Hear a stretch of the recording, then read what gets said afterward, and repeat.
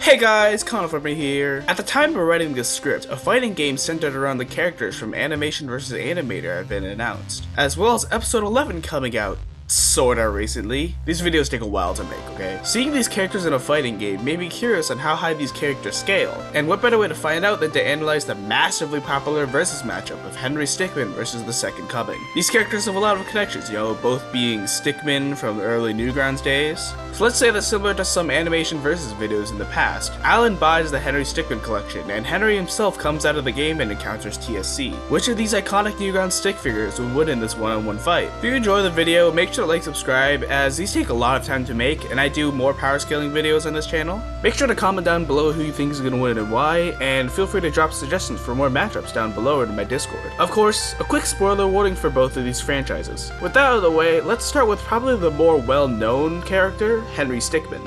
Henry Stickmin is the titular protagonist of the Henry Stickmin franchise, a series of games where the player must choose the correct item or action in order to progress correctly without failing. For this matchup, we're going to be giving him pretty much every option he's ever used, but let's start with the physical stats. For our low end, he is at least wall level plus physically, due to a feat of him punching a helicopter this far, requiring anywhere from 14 million to 20 million joules of energy. Despite being called a super punch, this isn't even close to his full strength in base, as a light tap from Henry allowed him to completely pulverize this case, requiring almost 0.16 tons of TNT, around small building level plus. Additionally, due to being relative to characters that can harm him, his AP should scale relative to his durability. This is important because Henry can take a lot of punishment. At best though, he survived Charles ramming the top hat orbital station with 882 tons of TNT of force, putting him into the multi-city block plus ranges of power. Moving on from his base stats now, in one route, Henry has access to cybernetic enhancements, which allows him to create a big blast equivalent to 164 kilotons of TNT, which is large town level. As for speed, he is able to react to and dodge gunfire, reaching speeds anywhere from subsonic to hypersonic plus. His peak of speed once again comes from the cybernetic enhancements, as when he was going as fast as he could, he was able to fly at over 4,000 times the speed of sound to reach the top hat airship, giving him massively hypersonic plus speed. While he does have items that increase his speed even further than this, these aren't really all that relevant, as the Lightspeed Scooter and the Speed Shoes only increase his travel speeds, since his reactions clearly didn't scale to his speed, and the energy drink gives him a fucking heart attack. So that's his stats taken care of, but anyone who knows Henry Stickmin knows that where he really shines is his abilities, items, and hacks. Henry seems to be supernaturally lucky, being able to find whatever items he needs to complete his mission either just lying around, or in some kind of a hammer space that he has. There are hundreds of items, skills, and techniques that he has used throughout his 5 games. I'll just list off some of the most notable ones and what they give him. He's skilled in combat, stealth, hacking, and more. He also has access to a lot of weapons, including swords, guns, boomerangs, explosives, etc. Said explosives can be as potent as over 600 megatons of TNT, which is Mountain Plus. He can turn himself intangible and invisible, duplicate himself, perform the Metaborn fusion dance, stretch his body, fly, abuse the physics of his own game, grow and shrink things, draw things into existence, perform magic, harness the elements, create force fields, manipulate gravity, travel through time, self-destruct, and a lot more. Now all that's pretty cool, but it pales in comparison to his crazier stuff. With the Downgrader, he can reduce the entire universe to just lines and dots, rendering equipment pretty much useless. With the Transdimensionalizer, he can manipulate spatial dimensions. With his cybernetic enhancements, he can summon his spirit, reference, that can put you into an alternate timeline of his choosing, where events may have played out differently in the past. For example, when he used it on Right-Hand Man Reborn, he punched him into a timeline where he never got his cybernetic enhancements. With the Corruptic and Goodball, he can mess with the game itself and possibly its entire cosmology. He can also turn himself and others into various things. And of course, his most powerful ability is his Distraction Dance, which causes everyone else to immediately start dancing, and is so iconic that it even made it into Fortnite. Speaking of Fortnite, I have a creator code now. You can use code CometFlamer in the Fortnite item shop to support me. It really helps out, You should give me money. Alright, for real, his actually potentially most broken ability is his ability to save and load. Now, it's questionable whether this is a canonical thing that he can do or not. We know that every fail and success is a different timeline that exists within the cosmology, and there are the options of saving and loading a save that each appear once in the franchise, implying that this is a thing that he can consciously do and control. It's also implied that he remembers all the times that the teleporter failed him throughout the series, meaning he might remember these fails as well. However, there are some holes in this logic. The load save power seems to function a little differently than retrying, as he doesn't need to fail to do it, and he was only able to load back in time a couple seconds where he presumably set that save.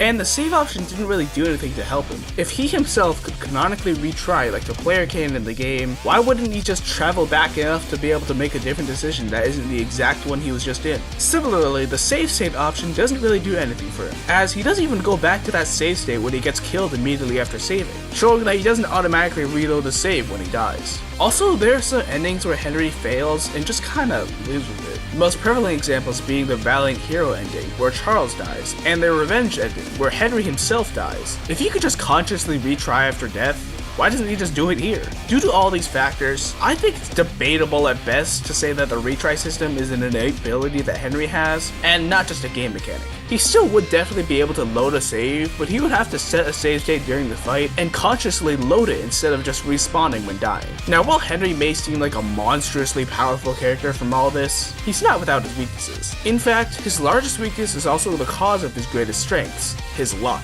While he is supernaturally lucky in terms of finding useful items, more times than not, these items end up backfiring on him in supernaturally unlucky ways. Therefore, a big factor of winning or losing his fight is how lucky he gets with his available resources. Additionally, while he does have items that can affect the entire universe and possibly multiverse, he isn't immune to some of their effects, like how he was downgraded by the downgrader and corrupted by the corrupt tick. So overall, for AP and durability, he would scale to multi-city block plus in base, large town with cybernetic enhancements, and up to mountain plus with explosives. He would have hypersonic speed in base, with massively hypersonic plus for his cybernetic enhancements, and way too many hacks and abilities to list. So, how does that compare to the Second Coming? Ever since his introduction in episode 4, the Second Coming has been the protagonist of the Animator vs. Animation series and its spin-offs. For this fight, similar to how we gave Henry every option from every route from every game, we'll be giving THSC all official material involving him on the Becker channel. These videos center around an animator's stick figures coming to life and interacting with his computer and the internet as a whole. Now, these characters quite literally being pixels on the screen makes them a little weird to scale, but for this matchup, since Henry will also be literally from his video game, we'll be scaling representations of things on screen to their real-life counterparts. Let's start small. In his debut episode, THSC is able to break blocks drawn by the animator, and in Animation vs. YouTube, he survives getting repeatedly hit by cars and trains, scaling to around wall level, with his durability scaling to his AP, since he's able to hurt others who are relative to him. There are also videos where THSC fights characters from games like Mario, Pokemon, and Minecraft. In the series Animation vs. Minecraft, he is able to interact with blocks and mobs in the same way a player would, meaning he likely scales to Minecraft Steve. Steve with equipment is able to tank the Wither, exploding with over 38 tons of TNT when it spawns, a city block level feat, and could possibly scale to multi-city block if you wank him using his carry capacity and calc stacking. In Animation vs. Pokemon, THSC is able to tank hits from and effortlessly swat away a Machamp. Machamp should be somewhat relative to other fully evolved Pokemon such as Tyranitar, who are easily able to destroy mountains. Now if you think that's impressive, we haven't even come close to what THSC has been shown to take. For example, he survived being inside of a black hole twice. The second time being part of a trilogy with feats that dwarf anything we've talked about so far: Animation vs. Math, Animation vs. Physics, and Animation vs. Geometry. These videos explore the concepts in great detail, from the most basic to the most complex, where shit gets wild. For example, in Animation vs. Physics, he presumably created and is casually able to hold an entire solar system in his hands, which you know is a real solar system due to the fact that he explores it later. Or earlier?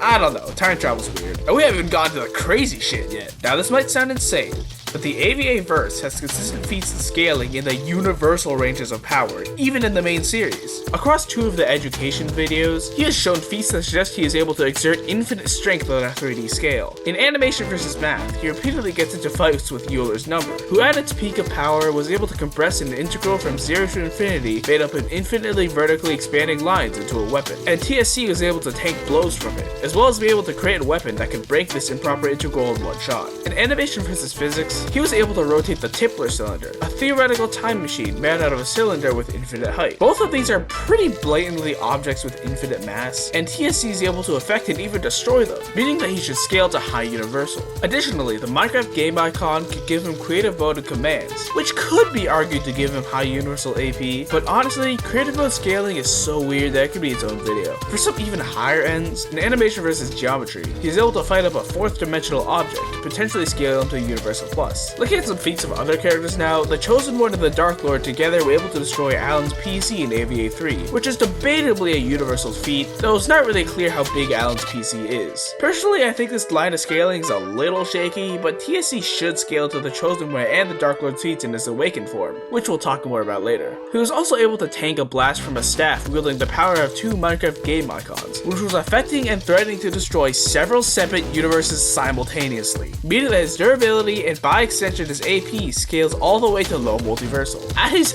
absolute peak though, he scales to Euler's number, creating a shape with infinite spatial dimensions, making him high hyperversal. Yeah, these videos get fucking insane. As for speed, in animation versus physics, THSC was able to react to an apple that was thrown out of a black hole while on a rocket traveling 99% the speed of light. Since it was able to escape a black hole, this apple would be moving at least faster than light speeds. While he was caught off guard by it and didn't catch it or anything, he clearly reacts to the apple before it hits him, likely granting him around relativistic plus reaction speed. Yellow was also able to react to and catch Q-Bird falling from space at over 1,000 times the speed of light in animation versus arcade games, granting THSC massively faster than light plus combat speed. At best though, in animation versus math, he scales to Euler's number, who was able to compress an improper integral to a finite length and use it as a weapon, which should scale him to infinite speed, as he was fast enough to turn an infinite distance into a finite distance in a finite amount of time. And on top of that, THSC can increase his speed even further with a multiplication symbol. Now I've seen some try to scale THSC time traveling to a measurable speed, which is movement beyond linear time, but I don't really agree with that, as he wasn't time traveling through sheer speed, but instead using the black hole and a cylinder to do so. So that's the stats of THSC, but just because he's viewed as the stats of this stats versus hacks matchup doesn't mean that he doesn't have abilities of his own. In fact, he also has way too many to list them all, though it is still considerably less than his opponent. Firstly, he is extremely intelligent, as has been shown to learn new things incredibly quickly, from fighting to complex mathematics. He's a master acrobat and martial artist, being able to 1v4 all four fighting stick figures, who are characters that are so skilled in combat that when they were all turned into various mobs and blocks, they could still do this shit. Look at this! That motherfucker's a plant! He can also manipulate the UI of applications in the computer itself, with characters frequently destroying or using UI elements of various applications and games for themselves. For example, with the pencil tool, he can draw anything he wants into existence, like weapons and shields. He can even draw sentient living creatures, anything from a hawk to a shark. If he doesn't have the pencil handy, he can also just make whatever out of one-dimensional strings. He's able to mold mathematical concepts into weapons, with one of them being able to turn values into zero,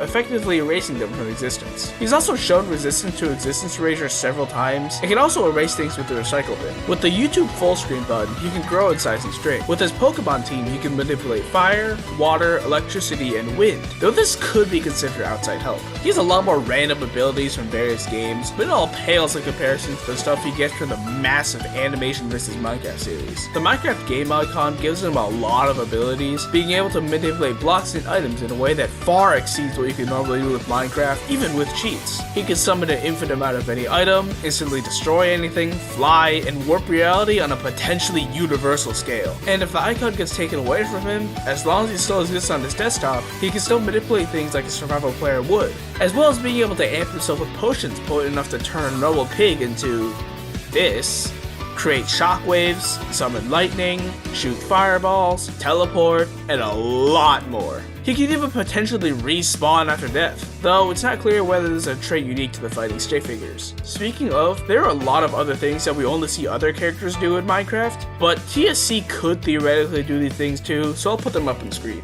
And all of this is nowhere near his full potential. Being beaten to within an inch of his life, and seeing his best friends be erased from existence right in front of his eyes, the second coming finally revealed his true power. power that had laid dormant within him, power that he didn't realize he had. In this form, he is much faster and stronger than before, going from getting bullied by a single Virebot to effortlessly blitzing and one-shotting several of them with one attack. He gains the abilities of flight, self-healing, and telekinesis, and can shoot green lasers from his eyes that he now has, sometimes. However, it seems like he could easily overexert himself in this state, as he soon collapses after absolutely no diffing in Amped Dark Lord, and entirely forgets what happened. So overall, I have the second comes AP at high universal at the low end, low multiversal at the mid end, and high hyperversal at absolute peak. He has relativistic plus to potentially infinite combat speed, and his fair share of hacks and abilities. This is the greatest plan. So, now that we've gone over these two characters, who wins? Before we take a look at the power scaling, since I know someone's gonna bring this up in the comments if I don't mention it, yes, Henry Stickmin briefly appears in the montage of the Chosen One and the Dark Lord terrorizing the internet, fleeing with the rest of the Stickmin on Stick page. Now, one could assume that this means that the second coming just straight up wins, since he scales above an Amped Dark Lord when his power is awakened. However, that's kind of a boring way to answer this matchup, and this is a Henry that's pretty early on in his adventure. So let's try to figure out who'd win with both of their full arsenals. Another thing that makes this matchup a little strange is that I'm thinking about debatably infinite respawn. However, they both also likely have a way around their opponent's infinite respawning. Since green respawning was likely tied to Minecraft mechanics, this might get nullified if Henry could get rid of the Minecraft game icon, like how it nullified THSC's ability to access his hotbar. Similarly, Henry's retries can be nullified by the second coming's manipulation of the game mechanics and UI, as he could literally just destroy the retry button. Now that that's out of the way, looking at the stats, it's pretty clear which one of them has the upper hand. Even if you disagree with the high hyperversal meta, the second coming's AP, speed, and durability still absolutely dwarf Henry's with his best equivalent, potentially to an infinite degree. His lower end scaling is still so far above Henry's entire arsenal that stacking more infinities on top of infinities doesn't really change much. There's also the question of whether the education videos are canon or not, and while I'm personally taking everything as canon for this video, since there isn't really anything to say that they aren't canon aside from an Easter egg, if you removed every feat from those videos, the outcome still wouldn't really change, due to feats from other canon videos still being so far above Henry's. So THSC is way stronger and faster, but you probably do that before you click on the video. Of course, Henry was never going to compare to THSC in raw strength or speed. So what do Henry's hacks bring to the table? Well, a lot of the abilities that might seem like game changers at first can be countered easily by the second coming stats, or his own hacks and abilities. Henry might know some cool fighting combos, but that is nowhere near THSC's mastery of both hand-to-hand and various weapons. Henry can bend the elements to create force fields, but THSC can just punch him really hard. Henry can manipulate gravity, but THSC is surviving inside of a multiversal black hole. Henry can draw whatever he wants into existence, but THSC can do the same thing and is way better at it. Additionally, some of the more potent items that Henry has that could potentially take THSC out would also end up with Henry effective too. However, he does have a few win cons, if he's lucky enough that is. Reference could punch THSC into a timeline where Alan never downloaded Minecraft, or where he was named something different, since names are what give animations power in AVA. Henry could also potentially turn THSC into a leaf, or a liquid, or a bug. He could even reflect THSC's own laser attacks back at him, and there's likely ways that he could win from items that I haven't even considered. So he does have a couple win cons, but even though Henry's abilities that can one-shot the second coming, on top of the extremely low chance of these win cons happening, the massive gap in speed would make it difficult to land said killing blow. Like, if he wanted to, THSC could just one-shot Henry before he has time to save, or summon his spirit, or do literally anything. So for Henry to win, he would have to not get immediately splattered across the desktop by a bloodlusted THSC, use one of the options that could potentially give him the win, get lucky enough for said thing not to backfire hilariously against a foe who can boost his own luck with potions, and land a hit on a guy who can react near the speed of light at worst and could easily one-shot him. And for THSC to win, he just has to punch him really hard. Even if he managed to save at a point that doesn't cause an infinite loop like it did in the game, he would have to constantly load it without dying, and it's possible that THSC can rewind time before Henry saved. And that's not even taking into account the sizable amount of hacks that THSC has, like Existence Eraser, Telekinesis, buffs, etc. So overall, while Henry certainly has win cons, I see the second coming winning this fight way more times than not. Like, he honestly doesn't even need to awaken his powers to completely stomp Henry 9 times out of 10. But what do y'all think? Is there anything that I missed from Otherside that would change the outcome? Make sure to like, subscribe, and comment if you enjoyed. And feel free to share your thoughts on this video or match suggestions in the comments or in the Discord. But that's all from me today. See ya!